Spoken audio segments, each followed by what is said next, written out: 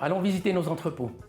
On s'y perdrait presque dans les entrepôts de Cadar. L'entreprise de Philippe Gremion y stocke 4500 articles, principalement des aliments dits secs. Il y a de la confiture, du miel, des barres de chocolat, des bouillons cubes, encore quelques boissons ici, des pâtes également. Denrées alimentaires, papier de toilette ou même tabac sont livrés en grande quantité ici à Fleurier, avant d'être redistribués chez des épiciers indépendants, y compris dans le Jura bernois.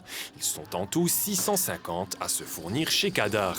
Le grossiste neuchâtelois ne se limite pas qu'à la Romandie, certaines livraisons partent pour les Grisons ou le Valais. On a des coûts de structure qui permettent de livrer de petites quantités relativement loin en campagne, ce que les grands, Orange ou autres, ne peuvent pas faire. Dans le monde de l'alimentation, Cadar occupe depuis un demi-siècle une niche qui n'intéresse pas les grands distributeurs. Enfin, pas tout à fait, car depuis quelques années, les supermarchés reviennent à la campagne.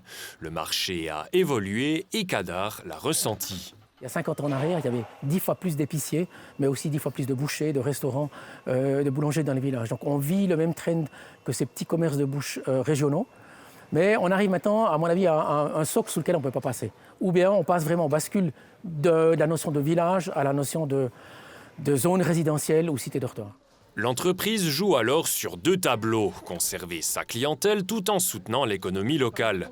Cadar peut mettre son expertise à contribution lors de la création d'une nouvelle épicerie ou aider lors d'une passation. On peut même aller un cran plus loin dans la collaboration où on propose l'accompagnement, à savoir de dire, voilà, quel est l'état du point de vente, quels sont les chiffres, une analyse des charges, quel est le potentiel, si un potentiel est encore à aller chercher. On sollicite parfois les communes en disant, mais écoute, si un point de vente disparaît, si la poste disparaît, si les restaurants disparaissent, en fait, ton village ne sera plus un village, mais une cité-dortoir.